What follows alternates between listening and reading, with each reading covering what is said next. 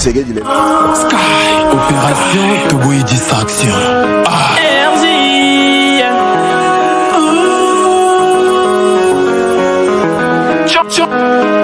John Kobamba les peuples pas. Opération Yangonde pour la Moussambo, la distraction. Yangonde pour Mimouka, Oyo Bitumbango. Pour les pères, ready pour les pères. Johnny Kabamba.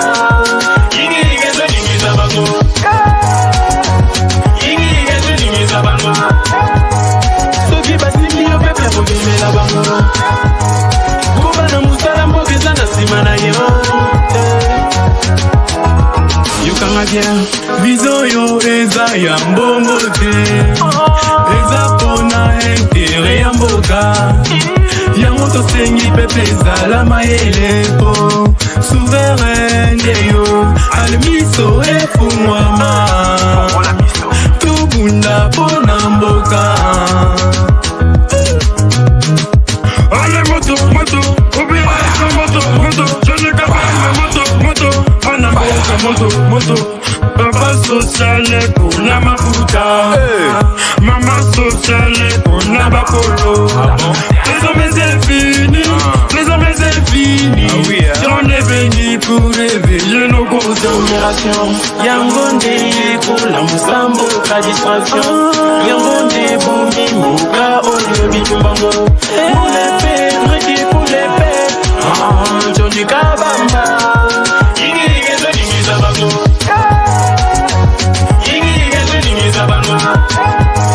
Soki basili yo pepe bokemela bango. Kuba na musala mboka eza na nsima na yo. Opération Oyo. Balandi a une très grande émission na dimension ya quotidien d'Asie, émission na ngai, émission na yo, émission ya population ya biso ya kati ya mboka Congo. Kaka nesi na lobaka mboka oba respecta la population na bangote ya mboka ya kokufa chaîne ya télévision oba respecta ka ba téléspectateurs na bangote ya ka chaîne ya télévision moko ya yiki qui voilà pourquoi canal Mercure télévision réaliser la bino to proposer la bino émission Le Peuple Parle. Bandeko nangai actualité politique. Il y a Lelo Turobeta, je crois que l'année 2023 sera une année essentiellement électorale, dit Félix Tshisekedi devant le Congrès. Je crois que ça, l'Isolo Turobeta, mon coloya. Lelo Turobeta appelle l'Isolo à deuxième point. Alobaki moi mingi, en tout cas je crois Chiné à Rokoma, Nababilo Ronautiko Komela Esiko, c'est un régisseur professionnel, l'homme du moment. Je crois que les chefs de l'État regrettent du fonctionnement de la justice et s'appellent l'Isolo au Turobeta. Maintenant, Mokonzambo Kazala face à ma député. Beaucoup mon attitude y a ma député Ango na kati ya salle. Beaucoup mon attitude bandeko angai na loba kango na répétaka na juba komba na tiki koloba. Parlement ou kozala parlement ya mabe koleka ba parlement nyonso eleka na kati ya mboka la biso Congo. Je crois que Chiné ça va pour la moi image na tinelio sikasiko ça va pour balancer les populations battre l'attitude parlementaire. Très bien. Je pense que ça l'Isolo Turobeta penza mokolo ya lelo na kati ya plateau mais na kozanga pété ko ebisa bino Mama Chantal Mobomi a organisé qui cérémonie mokolo ya lobby ezaki vraiment pesa mboa boyi masse ya population bayaki tellement bazaki ebele la police a koki ko gérer bango te donc ba lobby ba nile yango parce que nombre ya bateau bayaki ebele ko répondre présent na invitation ya Mama Chantal. Je crois que ba eleme zawana moi ebele, je crois que même au pe boza romona kaka bat bayaki tellement wana boza romona na partie ya moi suka tant na yaki kokoma wana bato baza ko discuter pourquoi ba ko boye la bango en manifestation au Yabango. Je crois que dans la 4e émission, le peuple parle, ils ont ascendé en deux parties. Première partie, tous en assisté Traoré, journaliste professionnel. Je crois qu'il y a ça, ça en a bien makasi, mais il y a ça plus proche, il y a pouvoir en place. Je crois que bah, on a la face à face na Jonathan Ngwele na kati ya plateau émission Le Peuple Parle ya mokolo alelo. Deuxième partie bokozala na to yambela bino ndeko na biso Feli Bambongo. Je crois que Tourbe tapé moi li solo moi mingi na ye parce qu'ils sont habitués à débattre et puis et là on a baigné ici ils ont vraiment makambo mosusu. Je crois qu'ils ont li solo Tourbe ta penza mokolo ya lelo. Merci beaucoup. Je crois que tout ça la Cissé Traoré. Moi Congo Cissé Mbotela. Mbote mingi mwana Congo John Kabamba, merci na invitation. Mbote pe mingi na bandeko balandi ya émission yo. Donc les arresengo mingi chaque fois to bianga maka poto solo la matali mboka Congo, il aura tout le temps plaisir pour ceux qui biso bapandi sango to lobité, c'est que cause ya Congo et cause la relégué au plus bas niveau. Très bien. Si c'est Traoré. Mon été Mokonzamboka Azaki Saleh discours naye ba côté positif na discours à Mokonzamboka ezaki ba côté ni choqué. Merci na mutuna mais d'abord on a bien ça la invitation na bengango recadrage au présenter ngako mopanzi sango zali proche ya pouvoir nga linga lo baka mopanzi sango tuku pour ba ope ba yebi na za rapproche ya mutute na mopanzi sango nazali objectif neutre indépendant ndenge mopanzi sango sengeli azala bongo ndenge ngazali. Donc merci la mutuna mais ça peut arriver que ndenge to sarba analyse boye analyser sepelisa songolo topakala. Donc bao ba ko sepela te ba kanisa ke na ngambo kuna ezakande bon. Alors pour nous on a mutuna tuni. Très bien. Président de la République a sali yo mobeko likundi. Ils sont obligés à ça là chaque année couper sa état de la nation devant Baponomi. Il y a Sénat et Assemblée nationale, c'est ce qui a eu lieu. Compte tenu à discours premièrement ezali bien agencé na le lengenini bien agencé pour le fait que et aborder secteur nyonso vito ya vie ya nation le roi RDC. Je crois qu'aucun secteur n'a été oublié dans ce discours. Chapeau bas à ceux qui l'ont rédigé pour le président de la République. Et évidemment, je sais que le cabinet est rempli des têtes bien faites pour pondre un discours pareil, bien agencé. PE a abordé la question de cette vie à nation locale, la République démocratique du Congo. Cependant, sur le talibien, président Bandina, nous a coopé ça. Hommage na bandeko bakufi na Est, 1 minute de silence qui observé en hommage à bakufi na Est, massacré par les rebelles il y a M23, soutenu par le Rwanda. Ce que talibien hommage Yaki en première position un discours, vraiment dans les tout premiers paragraphes, ce qui veut dire que pour le chef de l'État, bandeko bakwei kuna victime ya massacre, bazali ko compter mingi ponaï. Voilà ce qui justifiait hommage à Liboso au président Apeseki na bandeko ba kufana Est. Des deux, à côté Makambo etali ba secteur vitaux nyonso ya vie à nation, etali économie, armée, politique, justice, tout nyonso. C'est vrai que le président, en tant qu'acteur politique, a présenté dans l'opinion les côtés positifs Yamae à Sali. Ça, c'est de bonnes guerres pour tout acteur politique. Ndeo Palobaki. C'est vrai que côté économie, tu commis de plus en plus stable, croissance et Zali, il y a 6,5, et puis côté Italie, budget à nation, nous passons de 4 milliards à 15 milliards, ça c'est un avantage considérable au-delà de ça. Du point de vue Italie, Marambo Italie, salaire, il y a bandeko enseignant, boyoka kitanga koti ko sala bilan décortiqué chiffre par chiffre, au Italie avancé à secteur et enseignement, non seulement salaire et enseignant, mais aussi bana o bazongeli nzela ya kala ya kelasi grâce à enseignement.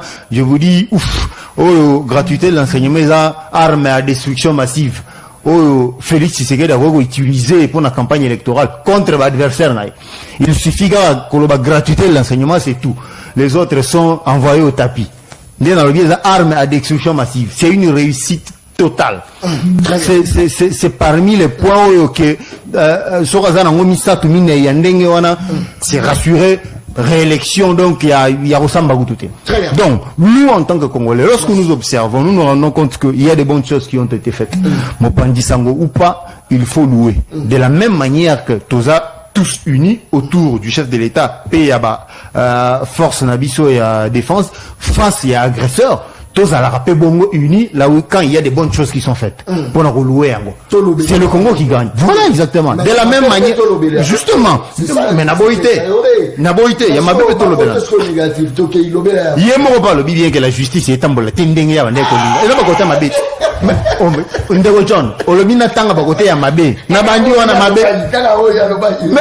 Mais, le roi Nengi à Monique, et ma bête, et coïncide que Ngapen à Monaki, et ma bête. Namonaki déjà, mais quand même, n'a objectif. Est-ce que tu as le bâtiment, surtout à Tanguy, il y a bien Wana, et il y a mon balamor, parce que l'objectif était l'état des droits. Mais l'état des droits, c'est repose. Justement, le côté honnête des chefs de l'État, on n'a jamais vécu ça par le passé. Président,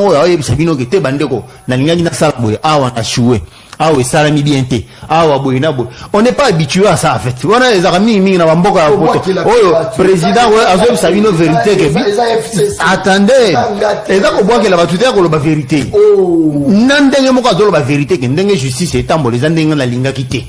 Boulot ya yela qui état de droit mais quoi de plus normal que yemo dénoncer. Et c'est sincère, c'est clair. Ça c'est un côté un peu franc que certains chefs d'État africains n'ont pas. Alors quand un président vous dit ça, ça apparaît comme une faiblesse. Très bien.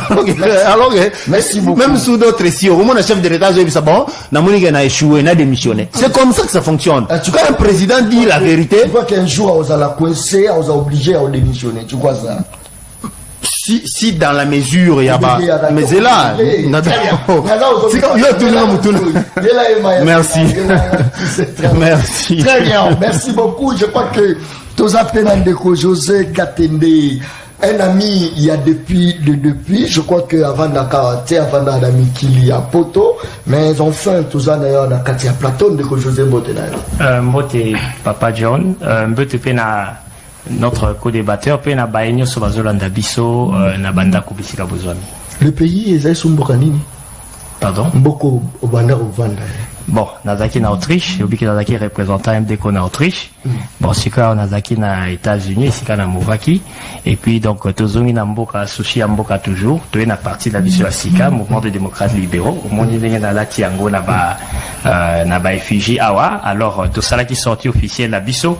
Avec les ala qui médiatisé à toujours qu'est-ce qu'on a implantation et à partir de Bisso dans la province Nyonso il y a toujours lancé message il y a adhésion massive et puis na baigno sur bazana ba bandaku ezala awa na Congo ou bien à l'intérieur na ba 24 communes à Kinshasa tout na ba province Nyonso hein ba ko contacter Bisso pour que non to ba ko fouter là pour na ko tia ba locaux ba bureau na Bisso interfédéraux donc bandaku eza à partir il y a $500, si 600 ou 700 au maximum.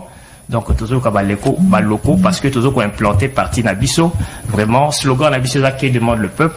Au moins le peuple a souffrir tout est bien malgré que toujours le belawa va avancer, va changement va ni au sommet. Peuple Nabiso Kazali situation un peuple Nabiso échangé. Nabiso to kanza iloko la bino mingi bato bovandi na mikili ya poto so lié boya na philosophie mususu ya osala makambo. Justement. Moni boye bino pe bozo ko implanter ba parti politique les bo implanter peut-être ba banane banana RDC azala na prise en charge personnelle production locale les alicolo mais bino pe boye ka la même rythme ba parti politique les belé bino pe boye ko bâtir sous ba parti politique. Est-ce que tu vois que c'est un problème sérieux aux autour ça va congolais on les va quitter libumu mais on va occuper plus difficulté emploi les lois commis adhésion na ba na kata ba parti politique moi na Congo malobonga muna. Bon, justement, nako répondre que tozali na démocratie à lelo, hein, tozo condamné ba makambo tozo mona na mboka na biso lelo yo bato bakem kosima manduki pona kozwa pouvoir par les armes ou po baluka que non ba réintégrer bango hein na ba institution ya mboka pouvoir lelo za démocratique. Toboyi kozaloko là ba grand frère na biso to ebi très bien hein ba ndeko hein, Bokechu, je ne vais pas citer de nom, o que bango musana bango ba vani na diaspora kanda ya mboka il faut ko finga. Biso tozali cette diaspora consciente na kanisi oyebinga na zaki na parti politique ya munene na mboko. J'ai vu conseiller à un des grands politiciens na mboko yo ebiango très bien na baba reconnaître nga, mais tant que longwe na parti on a pour cause d'injustice tout se réunir ba na mboka en parti politique to yi a na mboka to enregistrer parti na biso tozo ko implanter parti totangi sabat. C'est que c'est la démocratie, c'est que c'est le vote, c'est-à-dire pouvoir et puis savoir les loyo par voie démocratique, c'est-à-dire par voie électorale. Alors, bilanga no zolo baba projet à kusala to kusala yango ceux qui ont eu pouvoir to kusenga na bana ya Congo ba confiance. Non, mais ceux qui sont en opposition aux gérés, ça vous en opposition aux gérés. Boyo sala bandang, o sala ndunda pondu, il faut ça na pouvoir. Non, mais ceux qui na sali yangai moko, ceux qui na sali plantation, waneza yangai moko, c'est-à-dire yangai peut-être na sala business, mais tangu na cadre ya mboka. C'est-à-dire tout ça, les programmes de développement. Non, personnellement. Moi, je suis un businessman. Est-ce que non, c'est-à-dire, il faut gérer tout le principe, il y a méritocratie. Moto a gérer domaine où azan compétence. Au binga na telemela eloko to le géopolitique non parce que bosali gouvernement écolo songolo ezate écolo pakalezate non. Tokotia c'est-à-dire na ba principe na biso tokozwa moto oyo aza du domaine. Moto oyo atangi le na classe moto. Moi je suis un businessman, natangi business natangi business management, je suis un businessman mais en tant que Congolais responsable na moni domaine ou na business au salini naza c'est-à-dire naza entreprise Nangai, okay, en Afrique du Sud, dans le cadre de business, je ne peux pas. Non, na bani dans l'Afrique du Sud, awape na Congo na ye na ko implanter entreprise Nangai, na domaine où nazo salela. Ce qui est là que non, par exemple, le coup là on a la candidat député, parce que tous on a ba candidat, tous on a candidat président, tous on a ba candidat là. Donc nous allons aligner les candidats sur tous les plans. Soki ngai naza candidat député ou bien soit na ndenge ya pouvoir, c'est-à-dire to gagner l'élection na zui ministère na ndenge ya économie non parlement eza représentativité à peuple ba oni subana na parlement na batanga classe à parlement d'état yebsanga classe batanga po bima député oko qui na parlement peut oser défendre ba idée ozo ko correspondre na domaine oyo tangeli. Il y a des juristes là-bas, il y a des médecins au parlement, ça dit mon amuto a opé ba idée. Oui rôle y a un parlementaire rôle parlementaire, c'est-à-dire peuple à élire aux représentants et à peuple pour na légiférer ba loi, c'est-à-dire bilan de bozo ko na mibeko oyo e ko kambamboka. Exalté automone à l'élo, polémique, biso toza génération sans conflit. Nous sommes les jeunes, tout le temps ba polémique, biso FCC, biso cache, président biso Saliboué, nous ne sommes pas dans ça. Biso tozo présenter projet de société. Que veut le peuple? C'est ça notre slogan. Tolinte ba peuple à linginini. Réponse est simple, peuple a besoin de social. Et lo liboso, social. Après, sécurité en Mboka, parce qu'on ne peut pas parler du social, ceux qui Mboka, ça l'habitent, mais ça la guerre. Après, total, paramètres, les santé, gratuité enseignement, gratuité à soins médicaux, tout cela. Et ça, on a des projets de société. Na Vienne ou encore Wapi? Non, gaz dans la capitale na Vienne, ok. Mais quand on a dit je vais déménager, na Komaki na Bleu Mista. Na gouvernement, il y a Autriche, nous avons la capitale à Vienne, sur le beau comparativement la gouvernance de la Bissau, comparativement na Nengoza Romo na beauté à Vienne, Nengoza Romo na comparativement la ville province à Kinshasa, sur le sa discours succès rapidement. Bon, le pays a Nakoloba, le pays n'a pas changé, ok, parce que ça fait 2 ans depuis que na Kei, il y a quelques jours, quelques semaines, tout le monde changement exact. C'est vrai, il y a quelques avancées, mais sur le plan général, rien n'a changé.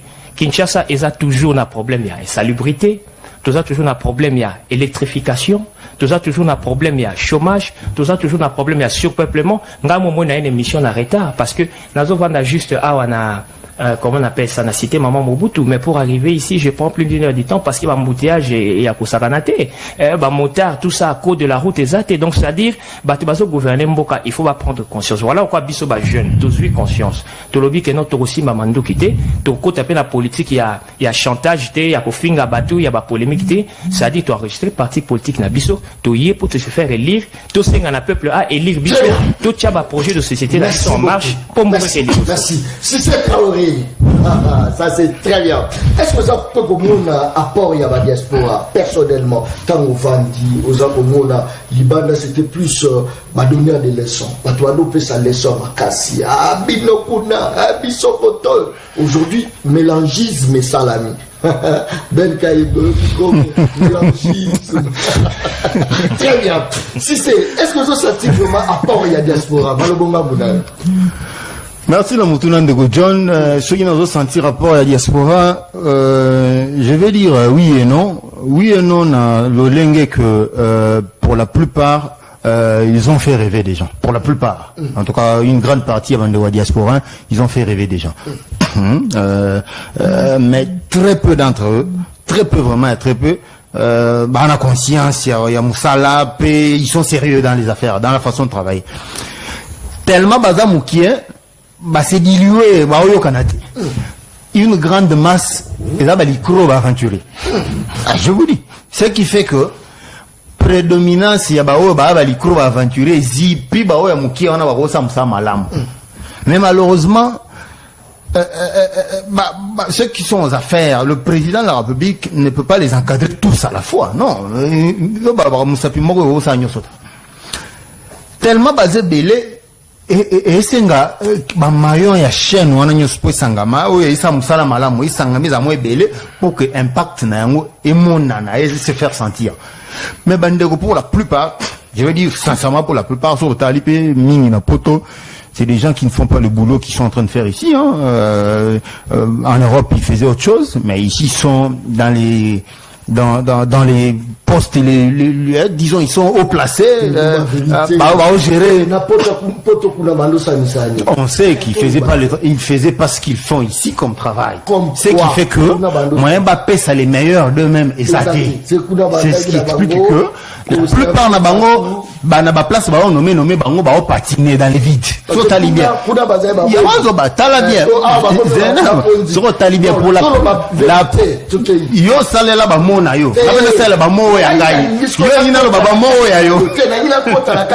C'est que c'est l'autre Traoré. Kuna bazana ba boyi bazo bongisa ba mbetu ya ba mindele mais abaye ba komi ba ko. Disko bala na te. Na lobby boy ndeko John. Bandeko pour la plupart bandeko ya diaspora baye pour la plupart. Misalo bandeko sana poto eza yango te ba sala. Ce qui fait qu'ils sont pas à leur place. Mukia kaka. Se démarque. Alors tellement ils ne sont pas à leur place, et ça là dominer allez apport na bango et se faire sentir risouté. To s'embrouiller un peu. Ce qui fait que totali pour la plupart na babisiko nommé bango très peu va réussir. Très peu va réussir. Donc diaspora s'il vous plaît. Bango peut au sala gouvernement tindi déjà batuba qui le la diaspora kuna mando salanini o abando bongisa mbetu makasi c'est-à-dire ba o doyer pe ba duyer pe ba tindi pas ministre mo ka bongisa mbetu apport d'ailleurs voilà musalo et bongisa mais justement ça c'est une façon de le dire pe o le bien est solo c'est-à-dire c'est une façon on le appelle que mutu songolo a na place na été fallait botia isika tel ndé siko kwa ko bonga na epo expérience aussi na poto et bongine na isika songolo fallait ko tia donc place par exemple et ça peut comme ça donc mais siko ndenge ça que bisiko bazana mais politiquement c'est pas facile et là on le baiser solo mais politiquement c'est pas facile parce que pour la plupart na bango ba bato ba bundi combat politique c'est une récompense ça et là politiquement c'est là n'a expliqué pour l'icamboya pouvoir c'est d'abord politique avant tout la politique va récompenser ba bunda va participer à combat la lutte pour conquérir pouvoir donc sur tali la plupart c'est des gens qui se sont battus aussi qui ont contribué à combat ce qui fait que il y a une donne il y a professionnel, il y a démarquement, mais il y a aussi un regard politique. Il faut qu'on en ait. Donc, on ne peut pas mettre tout le monde de côté parce que vous n'avez pas l'expérience au Luka. Mais alors que c'est des gens qui se sont battus pour que pouvoir résoudre. Donc, il faut peser le pour et le contre. C'est très délicat. Et bon, gérer facilement. Gérer l'ambition, c'est pas facile. C'est-à-dire, tu te retrouves.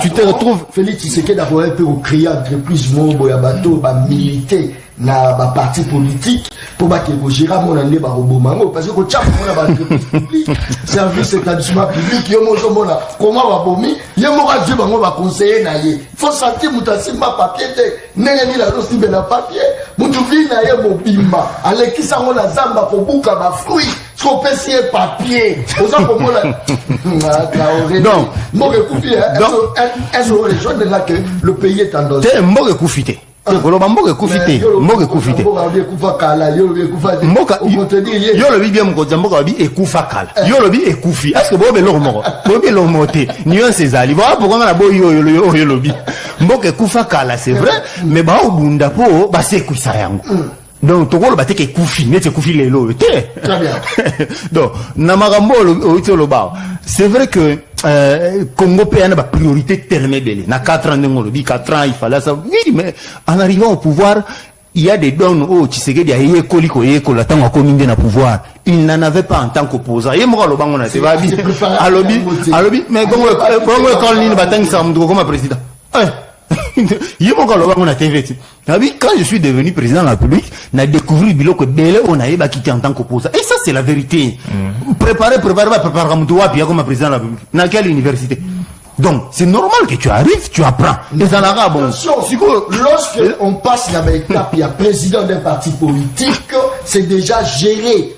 Ça déjà caché. Je suis le président d'un parti politique, je dois savoir comment le pays fonctionne. Mais on ne doit pas nécessairement apprendre pendant que ça déjà dans quatre exercices. Non, il y a une confusion, il y a gérer parti politique. Il faut gérer l'État. Très bien, l'État est un secret, jamais qu'il y ait en opposition. Jamais. Tu ne peux pas sauter. Aïe, quand il est arrivé au pouvoir, Kabila, Mobutu, et ainsi de suite, des Alara Bongo. On apprend quand on devient. Il y a des choses au jamais qu'on y tant qu'on a simple citoyen. Il faut qu'on a pouvoir pour y là. Merci beaucoup. John Kabamba, journaliste du moment, journaliste Ozaka professionnel, Tébakena Roland d'actualité. La lande actualité parce que Bato Babada collé la nuit, Bato Baza collé la badani, ba policier, Baza collé là. Na kenda ki na poussani ndam na ngulumi parce que biso poto zo information na rola la même place mongo na ntaba mais na yebelo ni na inasara na rola la na zamba biso de to banda système rola la na bazamba biso de to banda poto zo information bota la neni na fukami pona kende pa ya Silvano Kasongo na tourna e ba question bokotala so boko créer différence ya bato ba critiquer ko perdre journaliste le roi John Kabamba et ça vraiment affaire. Aujourd'hui, tu as l'intégralité de rebelle à la chaîne nationale. Mais grâce, il y a objectivité, certitude, efficacité à travail. Le lot RTNC, comment vous avez image et pas la bissou. Baye penza John nangina zo eloko wana RTNC natangi na Congo olingini natangi binoti. Très bien. Bon la nana no lema et bon toujours on va continuer mission le peuple parle à mon collègue le image régie. Ebele babi boza retenir bango rigueur pendant que bazo futama bien te même ba ration na bango ya malunga ezalaraté mais boza retenir bango rigueur mais pourquoi ne pas ko plaider les bango pour conditions de vie na bango améliorer au leur opinion condition ya basoda ba policier za kaka ndenge wana malembe ko bongo toza période de Covid la difficulté za ebele to contenir rigueur na gouvernement que ba policier baza na ba condition nyonso te condition muke ba tshebso malembe da bonga mais toza pe statut ya police soko moni que place ozali moyens athlétique mosala tika moni que mosala c'est non mosala ebele babi boza retenir bango rigueur pendant que bazo futama bien te même ba ration na bango ya malunga ezalaraté mais boza retenir bango rigueur mais pourquoi ne pas ko plaider les bango pour conditions de vie na bango améliorer au leur opinion condition ya basoda ba policier za kaka ndenge wana malembe ko bongo toza période de Covid la difficulté za ebele to contenir rigueur na gouvernement te que ba police baza na ba condition nyonso te condition moke oyo batie biso malema da obonga mais poza tout ça statut ya police soko moni ke place ozali moyen ezate tika mosala tika moni ke mosala c'est non mosala ebele ba biboja Covid. Merci beaucoup. Je crois que ça là ya passi na moi biso toza ko oser au côté la ministère au Kenya ça ba recherche to ka sa ngoboyibaki mais là ça ba recherche na oyo kana na bino to sololi or na la objectif o ebele ba ça pour ça la moitié pour moni nini to tamboli à genoux toute une question par rapport à conditions de vie ya ba policier toute une question par rapport à conditions de vie. C'est ça un travail bien patriote dans la considération journaliste et professeur. Eza Moussala est un patriote John Asali Moussala. Je crois que lobby, en tout cas, Zaki moi, pas si comment dans mon condition Mboka Zakoulouba, mais député Balali Tomi, mon condition Mboka. Félix Antoine Tshisekedi Zakoulouba, Baya ya Balali Tomi, Bazo Zelaka Baïboulima na Bango. Toloba, oh Mboka Nini. Parlement ya mabena ba parlement nyonso ne parlement o botala balali pongi baza ozelaka qui sont pour qui sont contre chef de l'état lobi ne ku mingité 3 heures du temps pamba mingité kao ya boy bisangai bande kwanga chef de l'état lobi mingité 3 heures du temps ya pamba ben kayembe 3 heures député kao ba mesana ba yena ba oka 10 minutes ale ba mbongo bandiko bima mbongo ya biso ba contribuable congolais mama malala za koteka ba mama ba tomate baza koteka ya mikate baza koteka nembongo bango ba vimba na ngo ba che ba carburant na kati so tolobi otolobate très bien.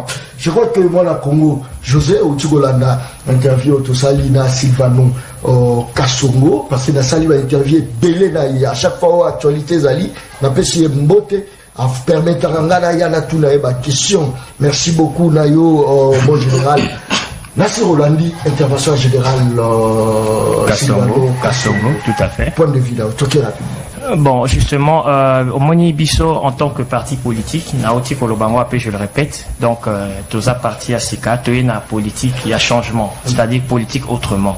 Tous à n'a pas conflicté, n'a pas débat inutilité, hein, où tous au monézo salam un peu partout, c'est-à-dire Bisso, Toyebi, tous autres n'a que veut le peuple, tout qui te diagnostiquer problème il y a peuple, et puis tout apporter solution, pas changement. C'est-à-dire tout ça on a été que pour critiquer le rôle opposant, mais tout ça qu'on apporter ba solution.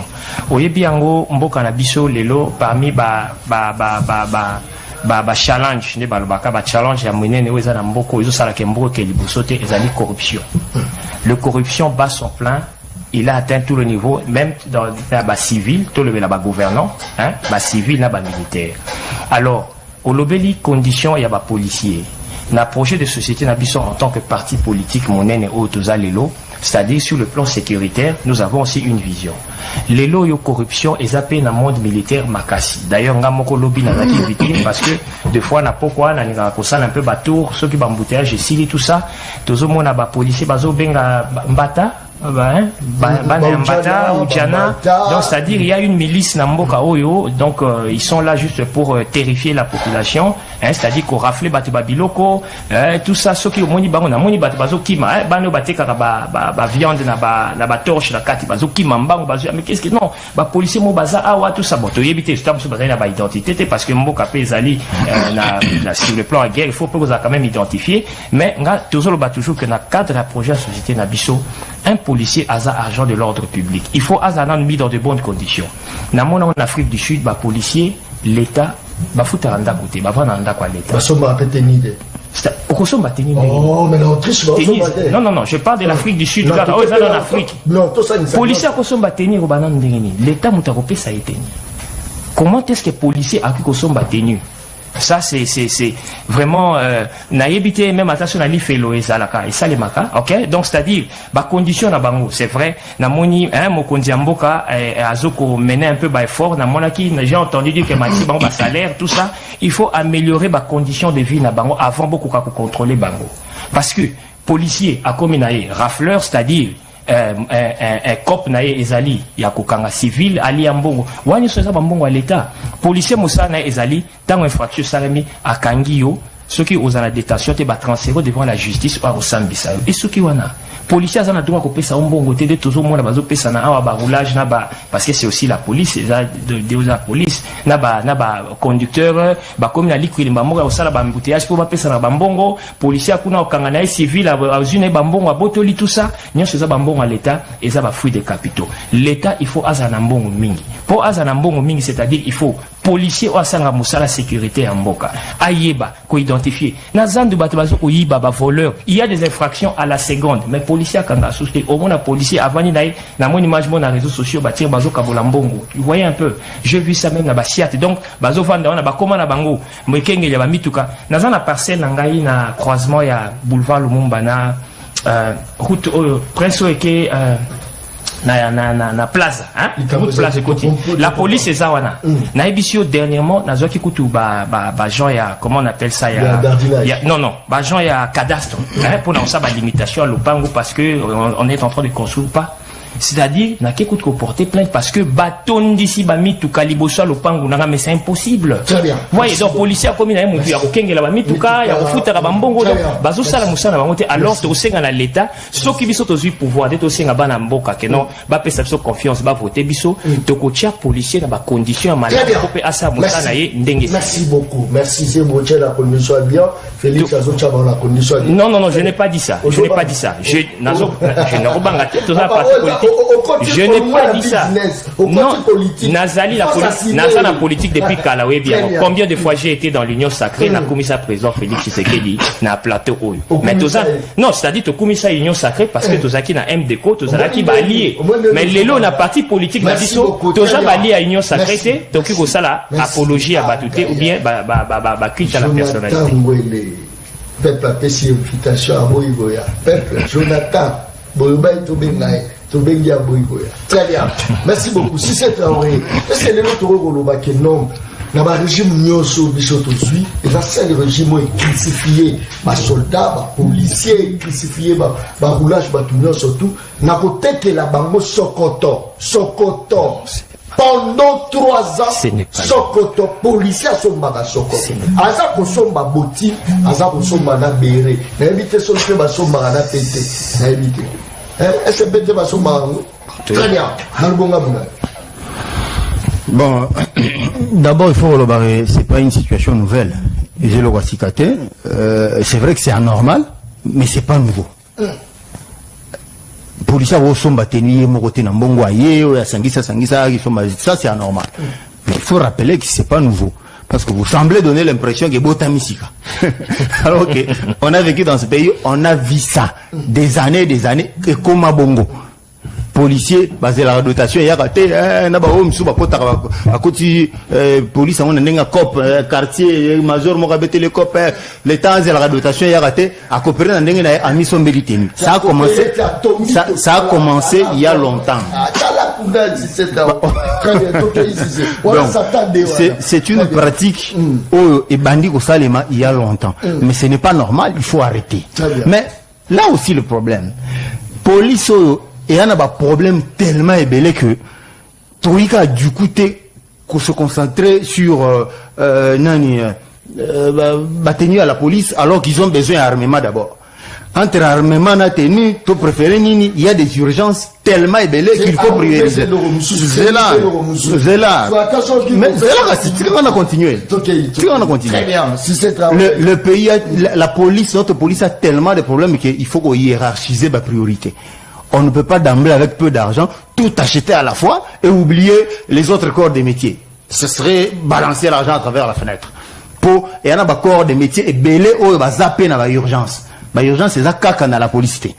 Mais le la police peut baza bato ba osala musala considérablement où il faut payer l'État tient à statut moroboy. Voilà pourquoi on commence palier par palier. Ça c'est quelque chose. Et puis de deux, il faut ma matériel militaire na bango tout. Donc ma priorité est tellement belle. Si vous voyez police est à un niveau ok, Tilelo ça se poursuit. Il faut simplement comprendre que les priorités sont nombreuses et on y va palier par palier. C'est la seule explication qu'il faut donner. C'est Azaramaye de Makassi, mais ils ont compliqué au Makassi. Mais n'a pas su explication. Il y a un compliqué. Et là, on y comprend. Mais c'est le Romarotin. C'est-à-dire, côté ici, armement, pesi mutuna bilamba ndako asimi monduki, c'est-à-dire armement la tenir zéro Romarotin. Armement et un matériel militaire, munitions, songolo, grenades, nini tout biloko wana. Tenio ya la police na ko babilambo balataka. Soki yoka. Eloko na olo bezani nini? Très bien. Na situation ya police na biso. Ba priorité ezali. Soki policier zela va expliquer. Non, zela va expliquer yo. Soki policier azali na ba urgence ya tenu na ya munduki. L'État préfère son manano munduki parce que tenu ozali na ngo ya kala okolata nano en attendant. Mabesa est-ce que va doter déjà va armes ici? Mais ils ont tout été. Bah où tu connais ça on goûte tina TV commissaire divisionnaire adjoint à Salé la tina TV ba la question on a elegi na bate yo za rami mingi na comment est bien monté au comme ça mais là je laisse là on comme ça bah où tu go doter avec ba camion anti incendie tout et où tu ya mais comment yo za au courant au comme ça mais aujourd'hui oh mais on est dit sur que OK ne malembe palier par palier merci beaucoup oh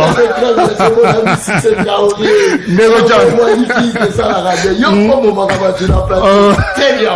Merci beaucoup. Je crois que tous à la Nekofeli, Bambongo, Azala Bichon, la Katia Plateau, il y a émission Le Peuple Parle, et il y a Mokola Lelo. Je crois que c'était très difficile pour leur joyer, dans Bissagé, Romata, Nengepota, la Bichon, Nengepefobata, la Nekofeli, Mbotena.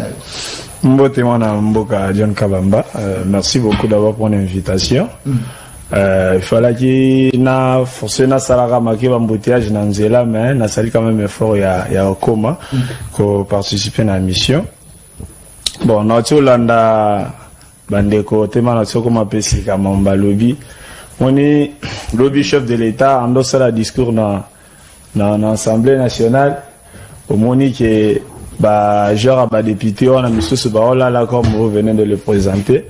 Bon, c'est tout à fait normal parce que Bazalaki Eli na moment où il donc Bazalaki on a parlé là bas bête les a raté on ne faut pas là bon d'après bango boni ils ont géré à tout le monde Bazalaki vraiment mieux préparé pour nous à la députée alors il y a comme wana c'est tout à fait normal ça vilo quoi aye kaka qui sont pour 2 minutes ba bimi mais discours pour là là bango pour Bazalaki très fatigué tous à contre yango naza contre yango parce que bakola là jamais tant que chef azawana azoloba. Alors bon, ça moi, toi étais jamais na bina sala. Bon, ça ngonde na elia problème. Eliboso ngai naza membre ya na otukozala le président de la République a établi son assemblée nationale. Abi bilenge boya pour cette fois-ci pour participer na élection comme électeur te bozala pe ba candidat. Alors to supporta garant ezalaki na élection moko alaki eza organisé na ba commune nyonso bengango conseil communal de la jeunesse.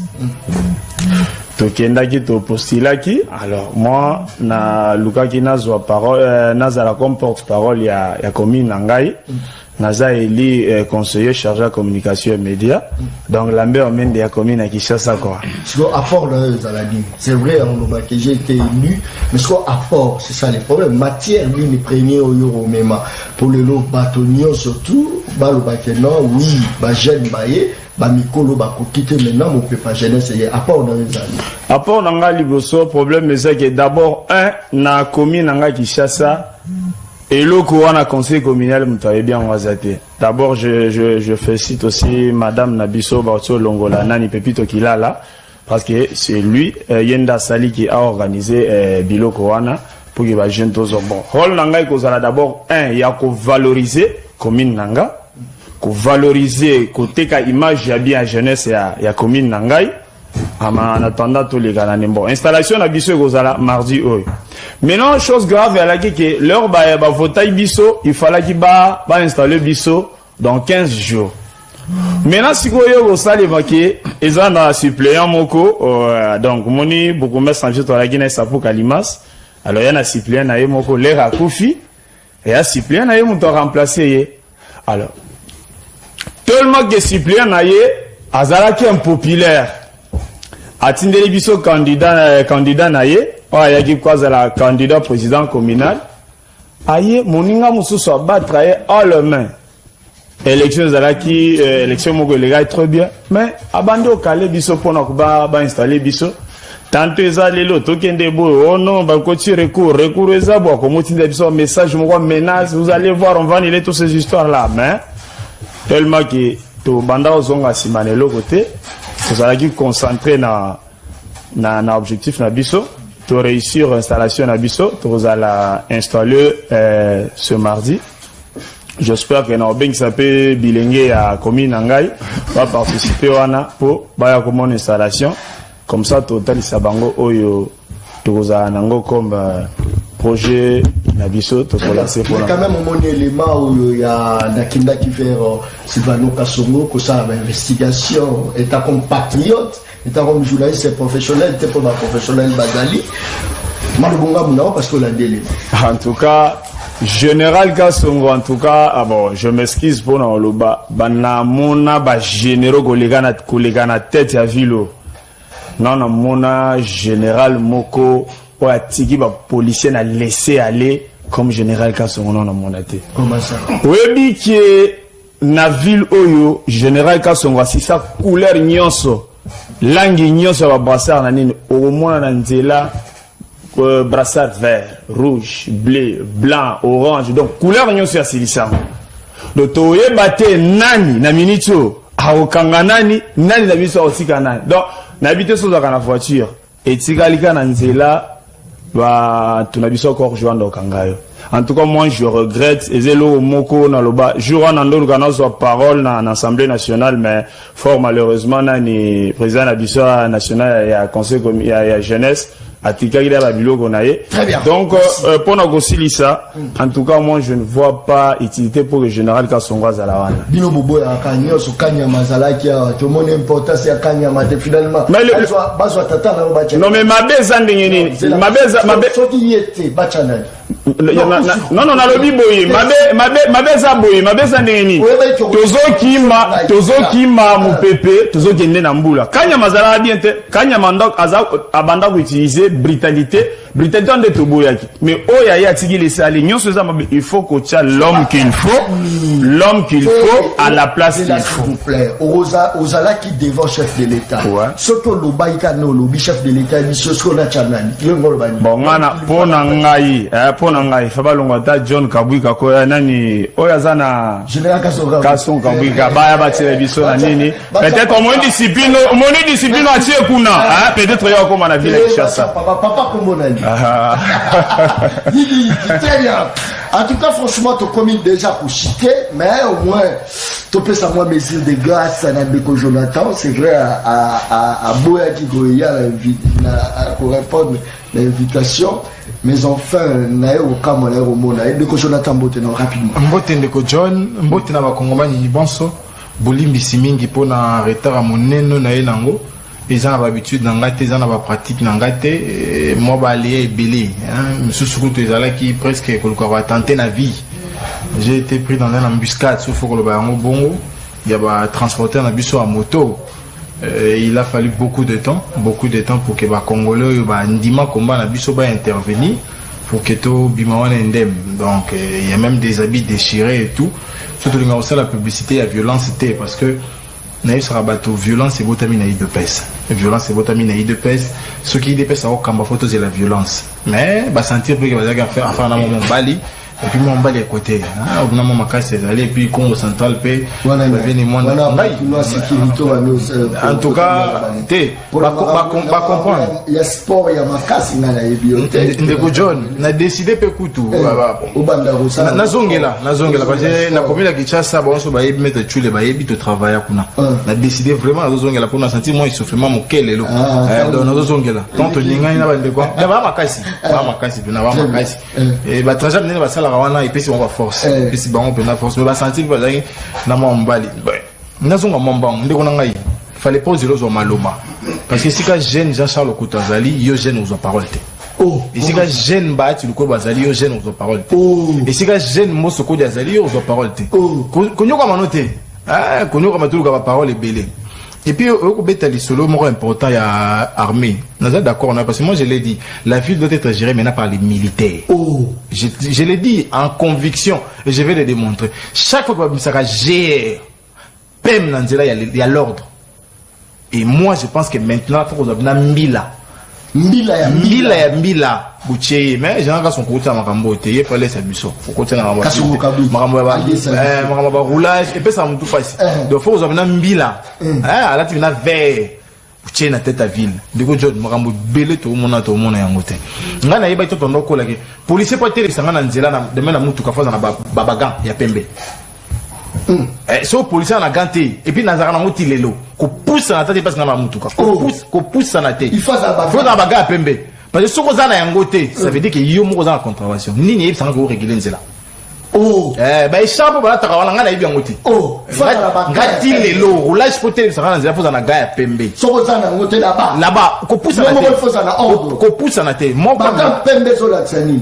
Bon, gars ya pembe na domaine de circulation de la comme ça musala. Oh. Soit la ganta ça musala te.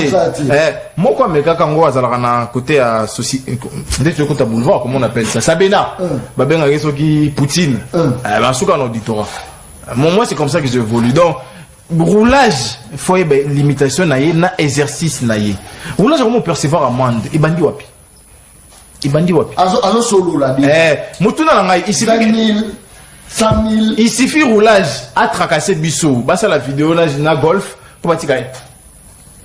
Tous ces roulages qui nous ont tracassés au Bakanga, Bazawa Pilelo. Oh, Moutona Langaï.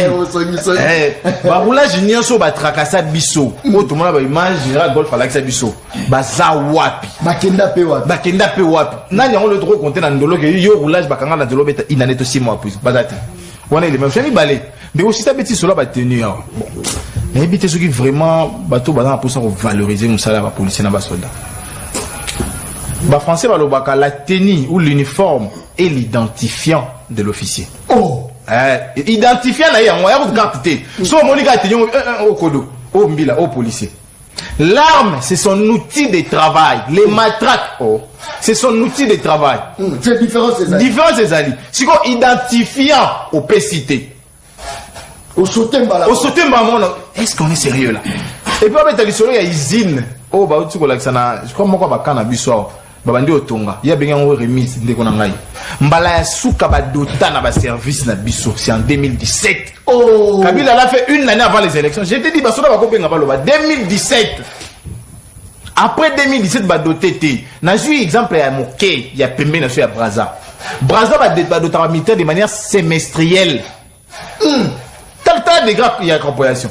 Et puis là, Babylon, comme si que nous avons après un mois, neti béré, neti bout. Pour que nous tambola, possibilité que ils allaient user avant. C'est le bango pour la bâton, la babouti, la bangote. Il y a un jeu de chaque mois, na Braza, il y a un benga.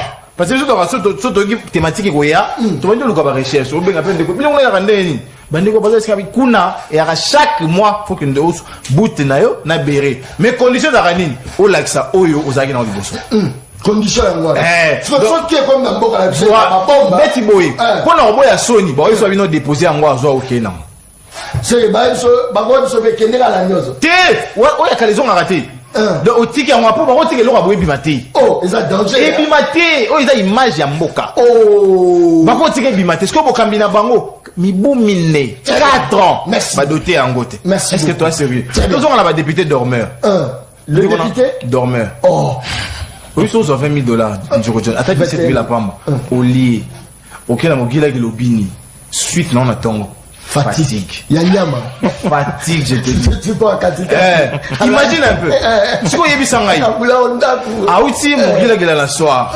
Aïe na tongo. Non seulement aïe na tongo, mais vous avez un discours et il y a le roi berceuse. Au clair de la ligne, mon ami. Et ça est bien la matin. Je te dis, pongia au côté de la rose idée. Pongia au là les roses idée. Très bien. Aujourd'hui, c'est même prouvé par le plus grand écrivain. Il y a même le prof Boitier qui l'a dit récemment ici. Au moins, le domaine a discours. Il faut plus prendre plus de 1 heure la discours. Il faut être synthétique, ou synthétiser. Pourquoi? Parce que les gens peuvent lire tes intentions à travers tes lignes. Si vous biso lelo, na bon heureusement chaki yango peut-être ba redit yango peut ezalaki nango ebele ba promesse difficilement et irréalisable peut ezalaki ebele tout qui on quand même. Merci beaucoup. Merci Ndeko John pour na moi liloba. Merci beaucoup Ndeko. Rapidement, je crois que Tokomi Penzala Souka. Qu'est-ce que la population congolaise va retenir? Peuple à Bisso, à Zagolanda Bisso, à retenir nini na passage na yo, à retenir nini na nyoso to utigoloba, malobonga mona. Ben justement Bisso en tant que parti politique Tolobiango donc Toye Tozo ko implanté hein ba fédération na Bisso nyonso sur toute l'étendue à Mboka. Toza ba candidat, hein, ça fait vraiment très mal au Balbaka. Le pays va mal. Le pays va mal parce que Bandeko Jonathan Baebi to sana bango ba débat ebele dans le étant Bisso Zaki na comment on appelle ça? Oui, c'était quoi encore? L'union sacrée, hein, Bamba Zaki na cash. C'est-à-dire non nakobo sanangote parce que donc tozu totie parti politique ya sika to adhéré na parti politique ya sika. Na président na Bisso Paul Mukandi la Kasangala que je passe salut en passant. Donc c'est-à-dire to moni que le pays va mal. Rien n'a changé et vraiment il y a de fortes intentions que Mboka ait décolleté. Ça quoique toujours. Voilà ce que Tozo Bengaba na Mboka ba s'adhérer na parti na Bisso, partout na étendu à Mboka pour que non, ba pe sa Bisso chance. Nga na ozape candidat député, ok? Mais vraiment, hein? Na oza candidat député. Wapi na commune. Na okina nkolo. Je vais me prononcer. Non, c'est prononcer ba en tout cas, comme on a ba député, ba kola la modèle Oyo. Ça prouve que Moussale Mati. Non, c'est-à-dire ngai peuple à côté ngai. Non, c'est-à-dire na business et ça mondial discipline. Aux attend à travail, aux attend à repos. Journée et à la cana 24 heures, na poto bakabolango en 8 heures. Il y a 8 heures du travail, 8 heures il y a repos, na 8 heures il y a sommeil. Bon, quand on est de Colombie na ba extravagance, au moins on a air à repos, moutake na ba boîte, à sala kosalate, on travaille d'ailleurs ba heure ba na raté 15 heures de travail, 16 heures. C'est ça la résultante. Donc un député aïe Moussa na sali que non au Tiami Beko, c'est-à-dire au Pona, beau voter ba loi, beau proposer ba loi au Kambamboka. Mais voir des députés kola la boyer, je ne sais pas vraiment. Bon, je ne vais pas entrer dans les détails, mais nous surtout comme on a l'insalubrité, l'insécurité, makasolo ya ba policier au lobby. Donc policier n'écoute tout azo ko entretenir corruption na civil na ndenga osakanate. Donc policier donc c'est-à-dire civil comme le la bilanga na ye. Oya ko liambo. Merci beaucoup. Tozo benga peuple ba adhérer na parti na biso, ba pesa biso chance. Tous à la candidat, na ba député, na ba sénateur autorisala pour que non tous sunga mboka ekendi boso mboka ezali na bulu yeke comme on dit. Merci beaucoup. Donc très bien.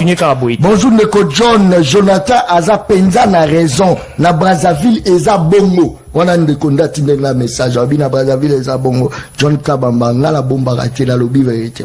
C'est vrai tous a condamné personnellement tous a condamné même bandeko to bengi ba roulage mais il faut pas condamner ba chauffeur ba kumbi ba wele la kanzela baza ko bloquer nzela bango moko moto atelemi aza kofinga pe mokonza mboka azo gérer mabe mais ye moko aza kokumba aye na babandu mususu mfele bloquer pour mikolo batangi pe université mais baza na inconscience na mituna bango moni muto aye na bandu mususu ya bloquer circulation komi bloquer batelemi et bandi ba eji oya lungo na banda mutu akoti na banda o atutie o na banda o incompréhension bandi ba ni ko fingana o alobi na zala 10 000 diplômes mboko ezaka mboka ba diplôme batu baza ko tuta tolo nzamba sungi yo somi mutuka kuchama peka boete nzamba sungi yo baboti no bazaki na mbongo tangi kelasi ko tutela ngo tolote po soki bande ko mosusu pe baboti na bango bazenda ba moyen balinga pe kotanga. Diplôme est égal à mbongo, université est égal à l'argent. Merci beaucoup. Très bien. Si c'est Traoré, Tokomi Penzala Souka. Dernier mot.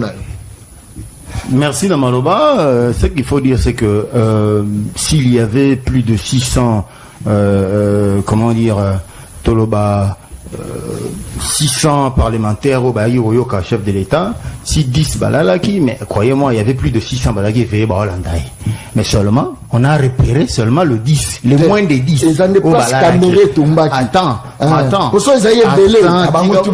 C'est comme si Tozangi débat au ça là, on commence à s'attarder sur des gens qui ont des besoins physiologiques, ça arrive à tout le monde. Dans combien de petites Nations Unies, la tribune des Nations Unies, l'Assemblée Générale, les gens dorment. c'est un besoin physiologique. Tu ne peux pas t'y opposer. Est-ce qu'on comprend normalement? Bangonio au même moment et tombé bongo. Non, on va Bangonio, c'est comme si tous les 600 balalaki. Non, déjà, on comprend ce qu'on dit de John. Malem. Il y a eu moins de 10 parlementaires au balalaki. Il y a malheureusement qui ont été photographiés. Mais il y en a plus de 500 balalaki éveillés. On a beau le belate. Tel niveau de Kitibiso Congolais. C'est ça le débat au Togo, ça là vraiment. Il y avait plus de 600. Ils étaient éveillés. Balandi, Pebabetana Maboko Baemba. On est levé le côté. Seulement le moins de 10 qui dormaient, on est descendu trop bas, franchement. C'est quel type de débat? Il y a pas de choses plus importantes pour le pays sur lesquelles on peut discuter. Oui, mais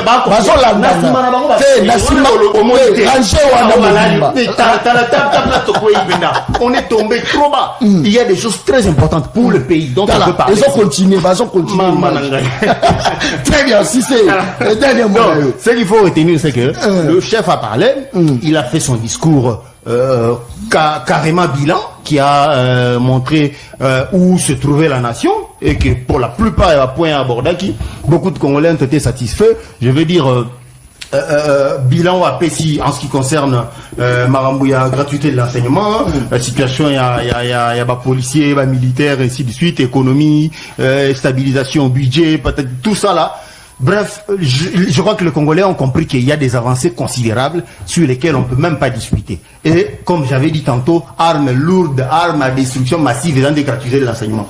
Je crois qu'avec ce seul discours-là en 2023, il n'y a même pas... En face, c'est maïs. C'est maïs. Mais attention, quand il y a moi à redouter le fonctionnement de la justice, on a fait maïs. C'est maïs. Justement. Parce que justice, c'est la Kati. Ils ont regroupé au moins, le président est honnête quand il reconnaît que la justice ne fonctionne pas. Ça, c'est un président honnête qui vous dit que ça n'obéit pas encore à la logique nangai. Mais on y travaille pour que et bonga. C'est ça un chef de l'État qui communique comme ça avec son peuple. C'est franc. Très bien. Et tellement on n'est pas habitué à ça. Bissois africain, on n'est pas habitué à ce qu'un président à reconnaître que place telle est embolité Tokobongi. Mais ça n'a pas. Très bien. Alors, le président tout le monde est étrange. Très bien. Ça nous paraît fou. Merci beaucoup. Kotoline, au défendre Mboka na yo, en dehors, il y a RDC. Tout ça, sous na Mboka, mo sous soutien, nanaza au BC na RDC à Ngai. Pe sa participation na yo. Peut-être l'iloba na yo, ko sala ke Congo e bonga. Congo e bonga. Biso tuba Congolais. Toza ka nenge moko. Congolais kritika na ye, mais soko pesie mo sala za mo sala te. Tuna ye kaka, osala motuka. Nanzelo kumba ka nenge ni. Tuna ye kaka. Nenge ozako kumba, nenge peso ba pesio, rogere ka bongo. Très bien. Nazako yambapele à population. Neko Jonathan, c'est pour la première fois, toi, le président, aza honnête. Place simite à l'obike simite. Place simite à l'obike simi. Malobonga, non, rapidement, avant la yambapele à population. Déjà, bon, Naloba, tous un problème, le balai. Problème, les bisso, le problème, balai, c'est que nous avons comme modèle. Mobutu, je me rappelle, discours Naïa Souka. Dans la tribune des Nations Unies, je crois que ça doit être en 74, il est également reconnu que même au niveau africain, les responsabilités sont partagées. Je pense que c'est un journaliste, c'est un DG, hein. Tu évolues les sous DG. DG. Ouais. En veste, ça va bien ma casse. Il risque de comparer les chefs d'État intérieurs à des choses pas très propres pour le roi Babousembe, par exemple. C'est Babousembe à comparer. Il y a la journaliste à volonté. Il y a comparateur. Il y a un DG responsable. On fait des émissions respectueuses. On va comprendre. Il sait mon Nazo Loba. Très bien. Au moins, on risque jamais à comparer président à Karana et Loro Boussembassa et Kiwa. Il y a ça la montée. Il n'y a pas combien de sur la vie privée à monter, pas mon toilette à tout le monde dans ma bourre du coup. Il y a ça la montée. Il y a ça la montée. Alors ça la montée pour la logique, alors ça la montée. Alors il y a ma paix mon tout à Bengue Bokilo. Bengue Bokilo. Parce qu'il y a vie à battre, respectable. Il y a respectable la vie à battre. Très bien. Mais c'est des choses quand même qu'on entend que les chefs, hein, la première institution du pays parle. Certaines personnes dorment. Et on trouve ça normal. Pourquoi je le dis? Oui, puis, tu continues à instance, mon corps, ou avec une instance spéciale. Discours à Souko de retirer la scène de la pouvoir Yangwa. Yasuka. Yasuka. Ils ont clôturé. Mais moi, on a mal à la ligne. Yasuka. Et pas d'élite. Moi, la ligne. Toi, tu ça la confiance dans le calendrier, blague au cas d'imaginer. Oh! Campagne est le 10 novembre, je crois que c'est le 20 décembre. Oui, le 10 décembre. Le 20 novembre, c'est le 10 décembre. Alors, le Bessoua. Et si? Donc, bon, à Souka, na yango wana. Avant comme un sénateur à vie. Mais il y a raté à la ligne. Imaginez si vous. Avant, on va même la joindre. Oh, tu as dans la continuer, Jonathan Tokei, très bien. Nous avons les us et coutumes de la communication gouvernementale. Qui fait que, depuis Mobutu, les chefs s'adressaient à la nation en mois de décembre. Très bien. Il y a une date nous soit le contraire. Depuis Mobutu, je parle comme quelqu'un qui a lu et relu et qui a fréquenté les grands historiens de ce pays. Oh. Depuis Mobutu, depuis Mobutu, dans des ans Mobutu, il y a une date au président de la République à Loba, en novembre, en juin, en juillet, en août, en septembre, en mai. C'est ça. Et Bimate. Wanande. Et Bimate. Mais depuis ta la ligne. Balali est belé. Belé. On va passer. Pardon, mon frère. Oui, il y a le alors, non. Bamisu balalaki, bamisu ba klama, bamisu ba yimbaki. Tako go de kaba ba. Na ba makelele wana. Bango ba ko la mukate. Na ba bru wana. Ba yamba. Punga bo. Très bien. Non. Moi je rentre. Très bien. Très bien. Vous savez, la réalité c'est quoi? Ils en ont marre. De quoi? D'écouter des rédits des gens entendus. Balembi. 21 000. 21 000 à cop na bango. Pour te faire majorité, Mathieu Bisso Mbongo. Merci. Je te rapidement pour tout de quoi attirer la maloba. Réalité à Congo, les lois de Konangaï. Ils ont senga bissonan. Tu comprendre qu'en réalité, Boukambaï DPS est une menace pour la vie. Merci. Surtout comprendre Yango. Normalement, en tant que Congolais, mon côté, au côté d'un bureau de vote, dans les choses à blague, au cas de gens comme ça, et puis à Zuka, tout le monde a un Iriwan, après c'est bon, non, mon été. Même maman ou ayo, l'ingakemi, a voté. Toi, tu crois que ton père est d'accord? Déjà, par une bateau, tu mènes un combat noble continuer à Bango. S'il croit déjà mon combat. Tu crois ça? Si, crois déjà mon combat. Très bien. Merci Likambo Zalité. Quand on se croit en ligne, à l'époque, on a ça, Moussala, papa, Angabo, Kabina, Olukelo, Moussa, John. On a Moussala risque. À l'époque, 12 ans passés. 12 ans passés. Très bien. Merci beaucoup. Tout à rejoint premier appel. Alors, Ndekoben Bissot Komodan. Bonjour, Ndekoben Kabamba. Mbote moi na Congo. Kombo nani, banda d'abord par couper sa côte, ya ba point na yo, a popé si point de vie na yo. Bon, bah, quand on peut faire une déco à Otia Diaspora, la salle partie politique, 10 et 10, maître Jonathan 10, de quoi on prend une appel 5 et 10, déjà. Apparemment, la police, il y a le camouflage routière. C'est vrai, en général, la longue, bon, c'est général, Kanyama. Kanyama, longue, là, presque, bah, roulage, à qui mouille, à Tina, bah, on va soucier. Papa, venir aux gens. Et là, on Jonathan, où la lobby, il a doté, bah, bottine, à Congo, pour la ville, oui, elle a raison. Naza ndeko nanga moko congolais abota magara makemanga nanga mabraza comme policier na kenda info na mona pe mo silote ndeko nazo aina bouti na sikanga lelo na bouti na bité après un mois ba bita biso bouti na bere c'est vrai le ko lobby après ça ka bere ba pesi na web na bouti na se teni zalaka après 6 mois après ndeba zoka teni soko moni policier pour la ville en tout cas eka ah biso ka songo loko ndeko Jonathan lobby soki bakangi policier doko la jenda bundaka